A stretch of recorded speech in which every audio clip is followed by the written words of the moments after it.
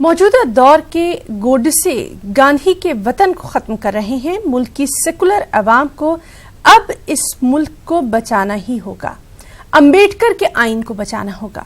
और ये बेहद जज्बाती अपील MIM सदर असदुद्दीन ओवैसी ने की। वो औरंगाबाद में MIM की तशहीरी जलसे से खिताब कर रहे थे। MIM सदर ने अपने खिताब में इस बात का अज़्म भी जाहिर किया कि औरंगाबाद की तीनों सीटों पर MIM का ही कब्जा होगा। खास रिपोर्ट। MIM सरबराह असदुद्दीन ओवैसी ने औरंगाबाद दौरे से महाराष्ट्र असेंबली इंतखाबात की तशहीरी मुहिम का आगाज किया। शहर में अवामी जलसे से खिताब करते हुए MIM सदर ने इम्तियाज जलील की कामयाबी को कंपोजिट कल्चर की कामयाबी करार देकर अवाम का शुक्रिया अदा किया और दावा किया कि मुल्क भर में मोदी का मुकाबला सिर्फ MIM ही कर सकती है। बड़ा दावा नहीं कर रहा हूं बल्कि जिम्मेदारी के साथ अर्ज कर रहा हूं कि अगर कोई मोदी से सियासी तौर पर अगर कोई उसका जवाब दे रहा है तो उस जमात का नाम मंजलिस है और कोई मुझे नजर नहीं आता। MIM सरबराह ने अपनी तकरीर में गांधी जी को अदम तशद्दुद और इंसाफ का अलमबरदार करार दिया। साथ ही मुल्क में जारी मॉब लिंचिंग, महाराष्ट्र में किसानों की खुदकुशियां और दीगर मुद्दों पर हुकूमत पर शदीद नुक्ताचीनी की। मैं तुमसे कह रहा हूं, बचा लो बाबा साहिब के संविधान को, बचा लो अम्बेडकर के संविधान को, बचा लो इस मुल्क को। याद रखो, मैं तो चला जाऊंगा कभी ना कभी, ये वतन हमारा है और हमारा रहेगा। मगर जो लोग हिंदुस्तान को गोडसे की सोच में डुबोना चाह रहे हैं, उनको बचाना है, उनको भी बचाना है और मुल्क को भी बचाना है। असद ओवैसी ने अपनी तकरीर में NRC के मामले को लेकर वजीर दाखिला अमित शाह पर नुक्ताचीनी की। 3 तलाक के मौजू पर दरपर्दा वजीर आजम को निशाना बनाया। इस जलसे में MIM के साबिक शहर सदर जावेद कुरैशी के हामियों ने प्ले कार्ड और बैनर लेकर जावेद कुरैशी के हक में नारे बुलंद किए, जिसकी वजह से वक्ती तौर पर बदअमनी देखी गई। MIM सरबराह ने अपने खिताब में ढके छुपे अंदाज में नाराजगी का इजहार किया। ताहम MIM रुकने पार्लियामेंट इम्तियाज जलील ने अपनी तकरीर में कहा कि मजलिस को गैरों से नहीं, अपनों से ही खतरा लाहिक है। मिस्टर मोदी और उनके होम मिनिस्टर बार बार बोल रहे NRC लातो, NRC लातो। पाशा, आप शाह होंगे जरूर, मगर संविधान बादशाह है, संविधान बादशाह है। ये जमात की अगर कोई पहचान है, ये जमात की अगर कोई ताकत है, तो मेरे ख्याल बैरिस्टर असदुद्दीन ओवैसी है। अरे वैसे कितने 56 आएंगे और 56 जाएंगे।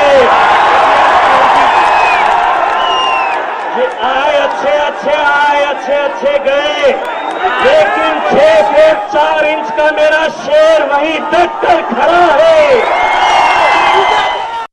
लेकिन 45 मिनट की तकरीर में MIM सरबराह ने कश्मीर समेत कई हसास मौजुआत पर लबकुशाई से गुरेज किया।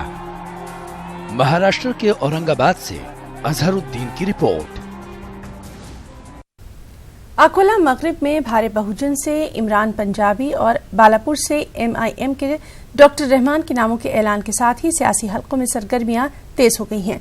वाज़ेह है कि इन दोनों इलाकों में मुस्लिम वोट बैंक फैसला कुन साबित होता है। एक रिपोर्ट।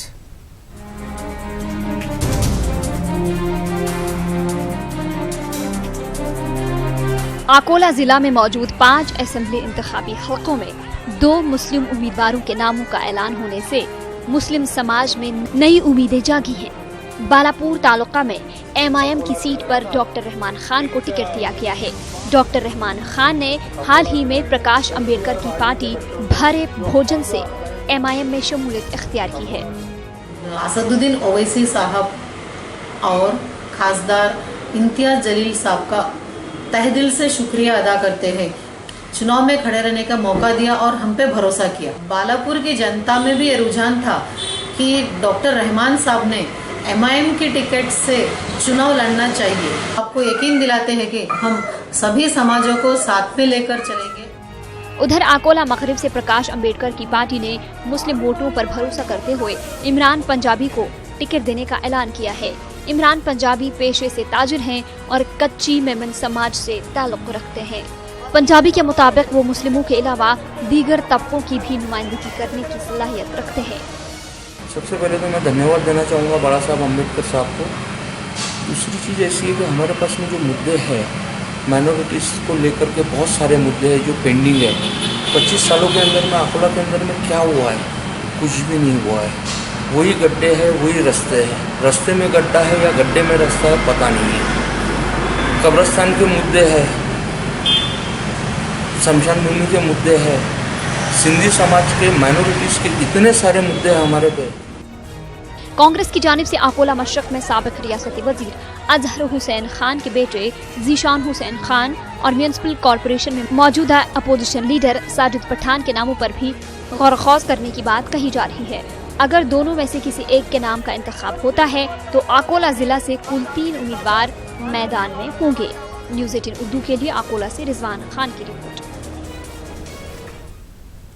उधर महाराष्ट्र में जैसे जैसे इंतखाबी तारीख करीब आ रही है वैसे वैसे सियासी सरगर्मियां उरूज पर हैं। फिलहाल सियासी जमातों के दरमियान इत्तेहाद के बाद टिकटों के बंटवारे का खेल खत्म हो चुका है। अब पर्चे नामजदगी का सिलसिला शुरू हो गया है जो कि कल 3 बजे तक जारी रहेगा। आज मुंबरा कुलवा सीट असेंबली से एनसीपी उम्मीदवार जितेंद्र ओहाट ने और एमआईएम के उम्मीदवार बरकतुल्ला शेख ने अपना पर्चा नामजदगी दाखिल किया। एनसीपी उम्मीदवार ओहाट के साथ शरद पवार, कन्हैया कुमार, हार्दिक पटेल भी मौजूद रहे। एनसीपी उम्मीदवार ने रैली की शक्ल में अपना पर्चा नामजदगी मौलाना अबुल कलाम आजाद स्टेडियम में दाखिल किया। वहीं एमआईएम की लिस्ट में कई दिनों से फिल्म अदाकार एजाज खान का नाम जारी था, लेकिन अचानक बरकतुल्ला शेख को एमआईएम का एबी फॉर्म मिलने से एमआईएम कारकुनान और ओहदेदारान ने अपनी नाराजगी का इजहार करते हुए पर्चा नामजदगी के वक्त उम्मीदवार बरकतुल्ला शेख का साथ नहीं दिया। मैं शुक्रिया अदा करता हूँ उस बड़े महात्मा का। इतने धूप में जब मैं थक गया, वो आदमी एक गिलास पानी भी नहीं दिया। और एक आदमी हम अपने कार्यकर्ता के लिए क्या कर सकते हैं? वो सब उन्होंने कर दिया जो एक बाप को अपने बेटे को, मैं बेटा नहीं हूँ, मैं उनका कार्यकर्ता हूँ, लेकिन कार्यकर्ता के ऊपर कैसे दिलो जान से प्यार करता है हमारा बाप, वो आज उन्होंने पूरे देश को दिखा दिया। विधानसभा में इंशाअल्लाह आज तो देखे लिए रैली में जितने लोग थे मेरे भरने आए थे, पर्चा भरे हैं। कल से मेरा प्रचार चालू हो गया इंशाअल्लाह। साहब को मालूम है कि जो एमआईएम के कार्यकर्ता हैं वो गुंजन के साथ में है और इंशाअल्लाह गुंजन की जीत होगी। 21 अक्टूबर को महाराष्ट्र असेंबली के इंतखाबात होने हैं। आज मुंबई के बड़े नामों ने भी अपने पर्चे नामजदगी दाखिल किए हैं। मुस्लिम उम्मीदवारों ने भी आज अपने पर्चे नामजदगी दाखिल किए। साबिक काबीना वजीर बराए अक़लियती उमूर और रुकने असेंबली आरिफ नसीम खान ने भी चांदीवली हल्के इंतखाब से अपना पर्चा नामजदगी दाखिल किया। पर्चा नामजदगी की रैली में नसीम खान ने अवामी ताकत का भी मुजाहरा किया और इस मौके पर हमारे नुमाइंदे मोहिउद्दीन ने आरिफ नसीम खान से खास बातचीत की। महाराष्ट्र असेंबली इंतखाबात का बुगल बुझ चुका है और आरिफ नसीम खान साहब जो कि कांग्रेस का बड़ा चेहरा माने जाते हैं और महाराष्ट्र कांग्रेस के नायब सदर हैं, बहुत ही बड़ा समर्थन आपको मिलता हुआ यहाँ पर दिखाई दे रहा है। चांदीवली से फिर आप एक बार जो है वो किस्मत आजमा रहे हैं, क्या कहना चाहेंगे आप? नहीं, यहाँ के लोगों की ये मोहब्बत है, लोगों की मोहब्बत है और लोग जिस तरह से 20 साल तक हमने चांदीवली विधानसभा और इस इलाके के लोगों की हमने खिदमत की है, सेवा की है, ये उसका फल है। पिछले 4 बार लोगों ने भारी बहुमत से हमको महाराष्ट्र की विधानसभा में भेजा और हमने भी ईमानदारी से कोशिश की है 20 साल तक कि इलाके में ही रह के लोगों से राब्ते में रह के लोगों की दुख और तकलीफ को समझ सके और उसको दूर करने की कोशिश कर सके, ये हमने हमेशा से किया है। आज उसका ये नतीजा है। कांग्रेस में जो उत्साह है आपके इलाके में, क्या यही उत्साह जो है पूरे महाराष्ट्र में भी है नसीम खान साहब? बिल्कुल, कांग्रेस के कार्यकर्ताओं का, कांग्रेस के नेताओं का, सबका भरोसा बहुत ही मजबूती के साथ बढ़ा है और हमें पूरी तरह से लग रहा है कि जिस तरह का वातावरण और 5 साल में शिवसेना बीजेपी सरकार का जिस तरह से फेलियर रहा है, सिर्फ वादे पे वादा, तारीख पे तारीख, इसके अलावा महाराष्ट्र की जनता के हाथ में कुछ नहीं लगा है। चाहे बेरोजगारी का मामला हो, किसानों की खुदकुशी का मामला हो, या महंगाई का रोकने का मामला हो, हर क्षेत्र में डेवलपमेंट का मामला हो। आप मुंबई शहर के हालात देख लीजिए। शिवसेना की महानगर पालिका यहाँ पर है, महाराष्ट्र के मुख्यमंत्री मुंबई में रहते हैं, उसके बावजूद मुंबई की सड़कों की हालत ख़राब है, बुनियादी सहूलत आज लोगों को नहीं मिल रही है। 5 साल में एक भी ऐसा कोई काम उन्होंने नहीं किया है जिससे वो गिना सके कि ये काम हमने किया है। तो ये तमाम सारी चीज़ें हैं जिसको लेकर मुंबई और महाराष्ट्र की जनता पूरी तरह से नाराज है, और कांग्रेस, राष्ट्रवादी, समाजवादी और जो हमारा आरपीआई महागठबंधन बना है उनको लोग समर्थन देंगे। आज मुंबई सहित पूरे महाराष्ट्र में लोगों का एतमाद और भरोसा कांग्रेस गठबंधन के साथ बढ़ा है, वापस लौटा है जिसे हम कहें, क्योंकि शिवसेना भारतीय जनता पार्टी की सरकार ने आम आदमी को, किसान को, नौजवान को, महिलाओं को, सबको धोखा देने का काम किया है 5 साल तक, और उसके अलावा कुछ नहीं किया है। बहुत बहुत शुक्रिया हमसे बात करने के लिए। आप देख सकते हैं कि आरिफ मोहम्मद नसीम खान साहब की रैली में जो है वो जन सैलाब है, आवाम का जो है वो उमड़ता हुआ सैलाब है। ये एक समर्थन है नसीम खान को, ये समर्थन नसीम खान को नहीं है बल्कि कांग्रेस पार्टी को है। कांग्रेस पार्टी जो है मुंबई में पूरे जोश खरोश के साथ इस असेंबली इंतखाबात में उतरी है। अब देखना यह है कि मतलब 24 तारीख को नतीजा जो आता है वो क्या फल खिलाता है। कैमरा पर्सन अविनाश लोंडे के साथ मोहिउद्दीन, न्यूज़ 18 मुंबई। और वहीं मालेगांव सेंट्रल हल्का असेंबली से कांग्रेस आई और एमआईएम दोनों पार्टियों के उम्मीदवारों ने अपनी अपनी पार्टी से जुलूस की शक्ल में निकलकर इलेक्शन ऑफिसर के दफ्तर पर पर्चा नामजदगी भरा। कांग्रेस की जानिब से एमएलए आसिफ शेख रशीद ने पर्चा नामजदगी दाखिल किया। एमआईएम की जानिब से मुफ्ती इस्माइल कासमी ने अपना पर्चा नामजदगी दाखिल किया। दोनों ही उम्मीदवारों ने अपने अपने तरीके से अपनी सियासी ताकत का यहाँ मुजाहरा किया। असेंबली की उम्मीदवारी का फॉर्म दाखिल किया हूं और भारतीय राष्ट्रीय कांग्रेस की तरफ से मैंने उम्मीदवारी का फॉर्म दाखिल किया और 5 साल मैं एमएलए रहा।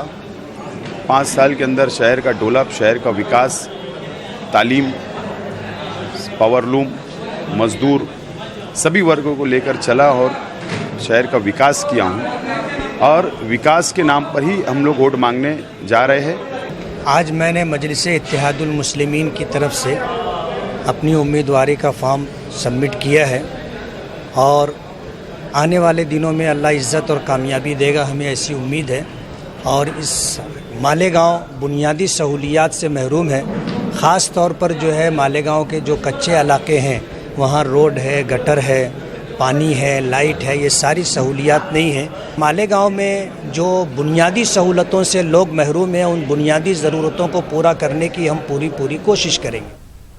भीमा कोरेगांव मामले में मुलजिम गौतम नौलखा को झटका लगा। सुप्रीम कोर्ट से राहत नहीं मिल पाई। दरअसल सुप्रीम कोर्ट की बेंच ने गौतम की अर्जी पर समाअत करने से इनकार कर दिया। जस्टिस अरुण मिश्रा की बेंच ने समाअत से इनकार किया और मामले को सीजीआई के पास भेज दिया।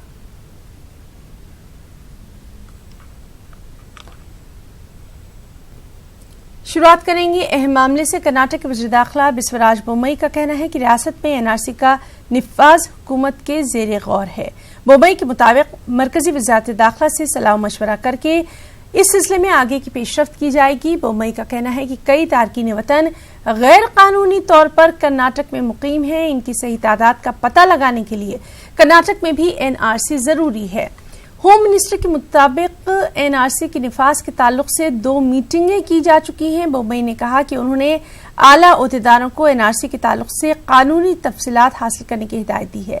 मुमकिन है कि हुकूमत इसी हफ्ते एनआरसी के ताल्लुक से अहम फैसला करे। दूसरी जानिब अपोजिशन जमातों ने हुकूमत को पहले ही सैलाब मुतासरा उमूर पर तवज्जो देने का मशवरा दिया है।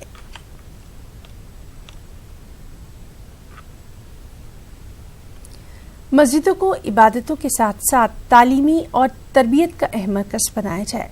बेंगलुरु की मस्जिद आयशा में मुनक़दा एक वर्कशॉप में इन तमाम ख्यालात का इजहार किया गया। खास रिपोर्ट।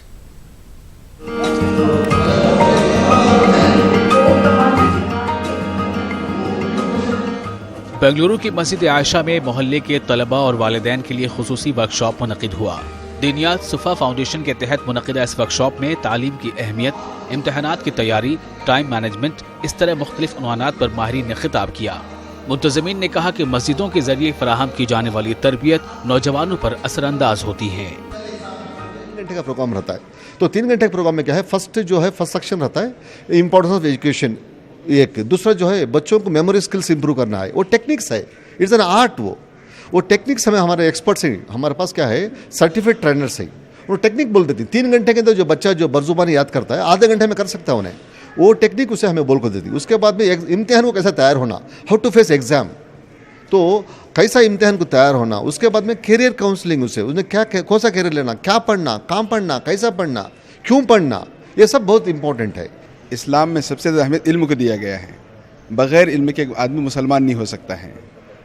अब हमारे बच्चे बेसिक बुनियादी दीन मस्जिद में आकर सीखेंगे, फिर उसके बाद जब ही बच्चे कल को स्कूल कॉलेज पढ़ने के लिए जाएंगे तो उन बच्चों को हम जो है एक ऐसी तरबियत करेंगे, ऐसा तालीम देंगे ताकि वो एक ऑफिसर बने तो मुसलमान ऑफिसर बने, ईमानदार बने, एक पुलिस ऑफिसर बने तो ईमानदार बने। मस्जिद में लड़कों के साथ लड़कियों के लिए भी अलहदा तरबियत का इंतजाम किया गया है। ये बात भी कही गई कि मजहब इस्लाम लड़कों और लड़कियों की तालीम में कोई तफरीक नहीं बरतता। और स्पेशली जो है गर्ल्स जो है हमें we are working on character development also, दीन और दुनिया दो भी मिला के। हमारी अनफॉर्चुनेट सिचुएशन अब है कि बच्चे गर्ल्स पढ़ रही लेकिन दीन से थोड़ा हट के ही। हम लोग स्कॉलरशिप के बारे में भी अवेयरनेस कराए, how can they take the scholarship for higher studies, ताकि बच्चे अपने एजुकेशन में स्टॉप ना करें। यही हमारा मकसद है कि हर बच्चा, हर हमारे मुल्क का, हर हमारे Indian, not only as a Muslim, for whole humanity we working this. Bengaluru की तालीमी और समाजी तंजीम दीनियात सुफा फाउंडेशन मस्जिदों में वर्कशॉप मुनक़िद कर रही है। इस तंजीम के नुमाइंदों ने शहर की मुख्तलिफ मस्जिदों का दौरा करते हुए 7,000 से ज़ायद बच्चों को तरबियत फराहम की है। सुफा फाउंडेशन का मानना है कि मस्जिदों में तालीम और तरबियत के लिए तमाम तर इंफ्रास्ट्रक्चर मौजूद रहता है। नमाजों के बाद मस्जिदें बंद कर दी जाती हैं, लेकिन मस्जिद कमेटियाँ अगर थोड़ी सी तवज्जो दें तो मस्जिदों को इबादत के साथ साथ तालीम और तरबियत का मरकज़ बनाया जा सकता है। न्यूज़ 18 उर्दू के लिए बेंगलुरु से रऊफ अहमद हल्लोर की रिपोर्ट। इन दिनों बारिशों का मौसम है। ट्रैफिक पुलिस को भी बारिश में अपनी खिदमत अंजाम देते देखकर बेंगलुरु में चंद नौजवानों ने पुलिस की मदद करने का बीड़ा उठाया। सलमान अहमद और उनके साथियों ने पुलिस स्टेशन पहुंचकर ट्रैफिक पुलिस एहलकारों में रेनकोट तकसीम किए। नौजवानों की इस समाजी खिदमत पर एसीपी प्रताप रेड्डी और दीगर पुलिस ऑफिसर्स ने बेपनाह खुशी का इजहार किया और कहा कि पुलिस एहलकारों से लोग अमूमन दूर दूर ही रहते हैं, लोग पुलिस का शुक्रिया तक नहीं अदा करते। लेकिन सलमान अहमद और उनके साथियों ने पुलिस एहलकारों की न सिर्फ हौसला अफजाई की है बल्कि आम लोगों के लिए शानदार मिसाल भी कायम की है। I would say that it is not. There are a lot of people who are like-minded people who respect the fact that they work day and night for our safety. So based on that, this is just a small gesture from our group. And I would like to say this is a monsoon season. I have seen cops working in the rain. So that is when it struck me this idea. Okay, in the rain they're working. At least what can we do to make their life more better? So we thought, okay, let's provide them raincoats. Start off with. ಸಾಮಾನ್ಯವಾಗಿ ನಾವು ಇಷ್ಟು ವರ್ಷ 33 ವರ್ಷ service ಮಾಡಿದ್ರು ಕೂಡ police ಇಲಾಖೆಯಲ್ಲಿ ಇದೊಂಥರ ಟ್ಯಾಂಕ್ಲೆಸ್ job ಅಂತ ಕರ್ಕೊಂಡಿದ್ದೀವಿ ನಾವು. ಇಂಥ ಕೆಲವರು ಇರೋದ್ರಿಂದಲೇ ನಮಗೂ ಸ್ವಲ್ಪ ಎಲ್ಲ ಪರವಾಗಿಲ್ಲ ಏನೋ ಮಾಡ್ಬೋದು. डी नोटिफिकेशन का जिन कर्नाटक के सीएम येदियुरप्पा के लिए एक बार फिर मसला खड़ा कर सकता है। एक समाजी कारकुन दिनेश कलाहल्ली ने एसीबी सीएम येदियुरप्पा के खिलाफ शिकायत दर्ज करवाई है। येदियुरप्पा पर इल्जाम है कि 2009 में बहैसियत सीएम उन्होंने Karnataka industrial area development board की 9 एकड़ जमीन को गैर कानूनी तरीके से डी नोटिफाइड किया है। येदियुरप्पा के अलावा साबिक वज़रा निरानी और वीपी बालेगर पर भी इल्जाम आयद किए गए हैं। शिकायत गुजार के मुताबिक येदियुरप्पा के इस इक़दाम से सरकारी खजाने को करोड़ों रुपए का नुकसान हुआ। यहाँ ये बात काबिल जिक्र है कि डी नोटिफिकेशन मामले में ही 2011 में येदियुरप्पा को वज़ीर आला के ओहदे से मुस्ताफी होना पड़ा था।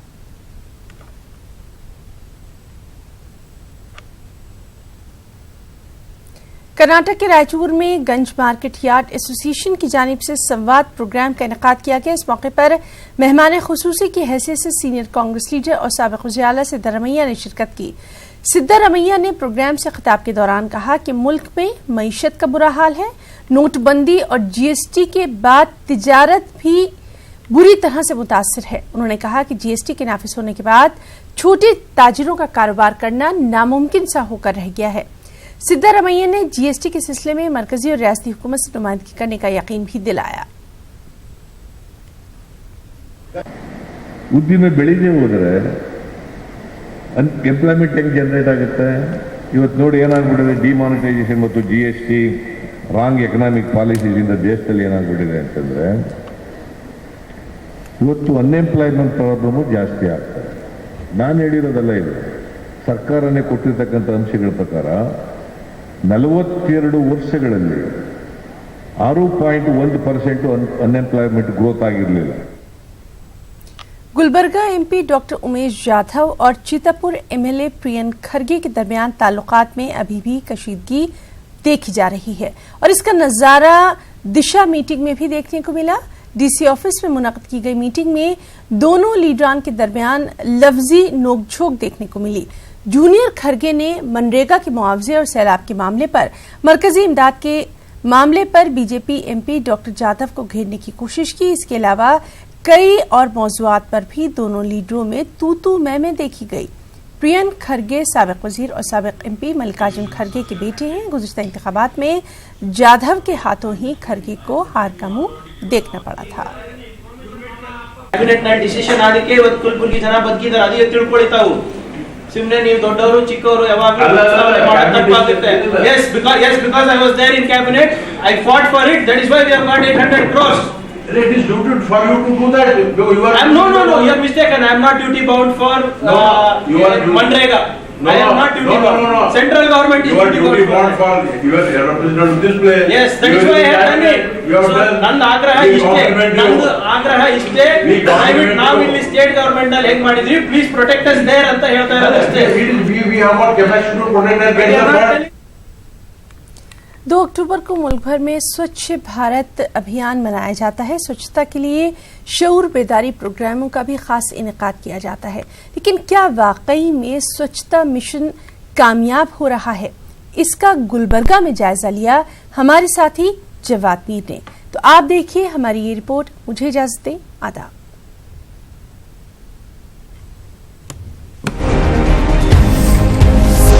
यह है ख्वाजा बंदा नवाज यूनिवर्सिटी का मेन गेट। इसके अंदर ही आपको केबियन टाइम्स अखबार का दफ्तर भी नजर आ रहा है। लेकिन ये क्या, यूनिवर्सिटी कैंपस की दीवार को लगकर ही कचरे का अंबार लगा हुआ है। सड़क पर कचरा बिखरा पड़ा है। 2 अक्टूबर गांधी जयंती स्वच्छ भारत अभियान का असर यहाँ तो कुछ भी दिखाई नहीं दे रहा है। आगे बढ़ते हैं, कुछ और इलाकों का दौरा करते हैं, देखते हैं वहाँ क्या सूरत हाल है। ये देखिए, ये है फिरोज शाह बहमनी चौक। यहाँ भी खूबसूरत नजारा आपका इस्तकबाल कर रहा है। इसके करीब ही कई अस्पताल भी हैं। म्यूनसिपाल्टी वाले कभी आते नहीं, कचरा ले जाते नहीं, और म्यूनसिपाल्टी की जगह में कचरा डाले तो लोगों को एतराज़ हो रहा, कहाँ डालना समझ में नहीं आ रहा। और वो गार्बेज लेने वाला जो है ना, एक दिन आता, 8 दिन नहीं आता घर पे, और पूरा रोड का पानी जो है ना, नाली का पानी पूरा रोड पे आ रहा, ड्रेन छोटी हो गई, और जो ना रोड पे आके जो ना पूरा लोगों के कपड़े ख़राब हो जा रहे पूरे। बारिश में तो इतनी परेशानी आती है, इधर लोगों को परेशानी, लोग बांस मारते हैं तो बारिश में कचरा भीग के बांस मारते हैं तो परेशानी रोज़ाना। मस्जिद है नज़दीक में, फिर भी ये लोग सुनते नहीं, जाके ऑपरेशन कंप्लीट करेंगे तो ये लोग जल्दी नहीं आते ये लोग।